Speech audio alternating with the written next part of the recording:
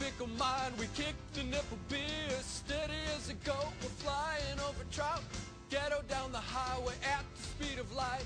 All I wanna feel now is the wind in my eyes. Sack of monkeys in my pocket. My sister's ready to go. Hear the engines roll now. Idiot control now.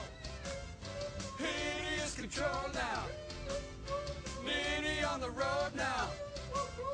Mini in control. Wheels on fire. Burning rubber tires. It stinks. Hello, lovers, the dreamers, and me. This is Tinman and the Bat, where I take a look at the good, the bad, and the mediocre of Western animation, television, and whatever else floats my boat. Now, for today's subject, Undergrads. Undergrads was created by Pete Williams and aired in 2000 on MTV back when they actually aired anything resembling good quality. Pete dropped out of college to make the show, but sadly, the show only lasted one season. Even more sadly, spent years trying to get it back on the air, or at least make another show that fell through that was going to have the characters drop by and resolve things.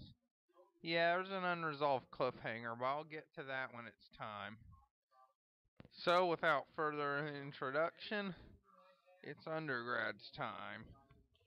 Undergrads follows the adventures of college freshman and author avatar Nitz Walsh and his friends and fellow college freshman Cal, Nitz's roommate and completely insufferable airhead, who also happens to be a chick magnet, Rocco, a complete dumbass who's a bane to his frat's existence, and is also one of the most entertaining characters on the show. The other most entertaining character on the show is Gimpy, a nerd who grows detectors in tech, never leaves his room, and is a big fan of, well, I'll let him tell you. Say, Gimpy, I've got a question. Star Wars? What? A Star Wars question? No, that's not the question. Well, actually, yeah. Thanks. Star Wars. By wacky happenstance, Nitz runs into his crush from high school, graduated a year before him, Kimmy Burton. He spends most of, 80 to 90% of the series chasing after her, and it's not easy. Not only is she completely unaware of his feelings for her, she's also pining after Mark, who is, well... I'm not gay! And I'm not straight. Huzzah! Yep, Mark's gay. And not just, like, in the closet. He's proud of it, has a boyfriend who he mentions various times. Kimmy's just a bit too dense to figure it out. Yeah, Kimmy's a bit thick-headed, but she still has her heart in the right place. That's probably what attracts Nitz to her. Besides, well, appearances. The other major female character actually gives a little more credit towards females everywhere. Her name is Jessie, and she's Nitz's really only close friend outside of the group. They meet on the first day, and she immediately takes him under his wing, giving him bits of advice and being a little more rational compared to dumbass, and wackadoo, and Nitz's own neuroses about Kimmy. Jessie also has her own set of friends. They are Brody, a self-righteous, pompous ass, Krieger, a guy whose only words are a cluster F-bomb that's, of course, censored, and Dan, who laughs a lot. Yeah, I don't like Dan. There are about 3 other major characters. First up is the guy who runs Rocco's frat. He's pretty much a redheaded guy who, well, runs the frat house at Rocco's community college. And also proves that Rocco's actually the stupidest person there, and that people who go to community college like yours truly aren't blithering idiots. In fact, from what I can tell, they're really more like the frat at my college. I'm not a member, from what I can tell, they really just kind of help with community projects, hang out, and yes, occasionally have a few beers, but I doubt the one at my college does, but that's because it's sponsored by the college. Yeah, Rocco clearly doesn't fit in, but they kind of let him stay anyway. Next up is Mump. Mump is Gimpy's loyal toady and sidekick. Other than getting jealous of Nits in one episode, he really doesn't get to do much. I mean, there's also an episode thrust around him getting injured, and this hilarious bit. I really kind of like Mump, and you'll see why in a second. Good news, Earthlings. I've broken my previous record. I spent 30 days straight in my room. My trick? Sending Mump home for Christmas in my stead. Hello, family. Darn that freshman 150. Haha. Give me my presents. I'm out of the will, but it's worth. There's also the Juggler. He's hopelessly stuck in the 60s and the RA for Cal and Nits' floor. Cal's the only one who respects him, but his hopelessness also makes him incredibly entertaining anytime he gets any screen time.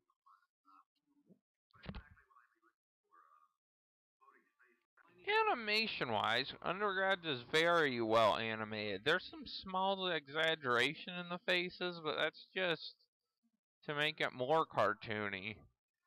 Otherwise it's fairly realistic, and it helps convey the realistic, if somewhat surreal nature of the cartoon. I like it, and even 11 years later, it still holds up. Character-wise, only Jesse and Nit's getting real development, while the rest of the characters remain fairly static. Even what development those two get is minor at best. Still, it's kind of nice that even with just one season, Nits gets little snips and snaps of character development. We also see that Nits is not only a likable everyman, despite kind of obsessing over Kimmy, he also is the glue that holds the group together. In one episode, when he does leave the clique for a little bit, the group completely falls apart without him. He's able to solve the problem fairly quickly once he comes out of hiding.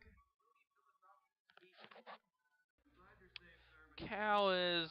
God, I hate him. There, I said it. Yes, he has his moments of being funny, just being so ditzy and out of it, he doesn't even realize he has all that sex half the time. I still just hate him. I mean, he gets all the women, he's incredibly annoying, and you can't blame Rocco for hating him. Heck, I think Rocco can somehow how much hatred I have for this character himself. Cal, I've been waiting for this day for a long, long time. I hate you, Cal. I hate you so much. So very, very much. You can tell Rocco's not really much of a charmer, but he's still entertaining, gives me the most bang for my buck. But there's one person who gives him a run for his money, and that would be Gimpy. He gives Rocco a run. Sir, how's the packing going? Packing? I'm not packing, Mump. I'm building a life-size replica of the Death Star. You know, when this battle station is fully operational. Sir, we have to move in 3 days. The school year's almost over. Then we will double our efforts. No, really, sir. We have to move. The Emperor's coming here? Sir? Stop quoting Star Wars. Crap, the little round guy is right. I'm gonna have to leave my room. With the blast shield down, I can't even see. How am I supposed to fight? Gimpy's definitely my second favorite character on the show. As I stated not but a few minutes ago, Jessie also gets some slight development. You can tell she's kind of flirting with Nits in the first few episodes, and midway through with roommates, and no, I don't have the footage. It's for what's to come. She kinda... Nits sees her out of the shower. There, I said it. For those of you who want to see the footage out of curiosity, look up the episode on YouTube. Those of you want to just jerk off to it, do the same, but I really don't want you to. Instead of just shame, just, yeah, you just don't even see them, just, yeah. That little bit of rage aside, we even learned in one episode that Jessie used to be a violinist, dun dun dun. But seriously, she used to be a completely different person, and while the same person's probably deep down there, she reinvented herself the minute she got to college. As you can probably tell by the clips shown here, the humor's a bit screwball, but there are also understated bits there. I mean, yeah, it's mostly a wacky college comedy, but it really pulls that off well. I mean, yeah, they never really visit the inside of a classroom other than once for one episode, and even then there were no real teachers, but this is a series more about college life, about all the pressures and adventures that await, and is still fairly realistic, gimpy aside. Like Lando Calrissian.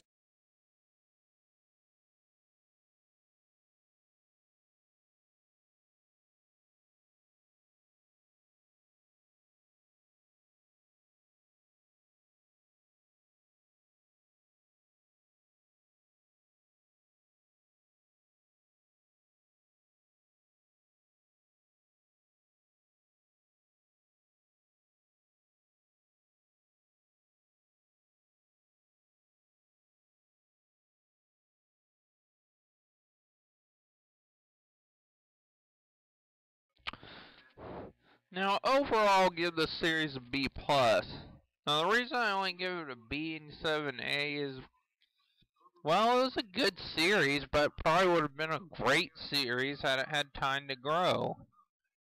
I mean, it had more potential, but some of the plots, like the one where Nit's worries about having sex that I didn't even bother getting clips for because I just don't like it at all, despite having some good bits with Rocco, are just boring.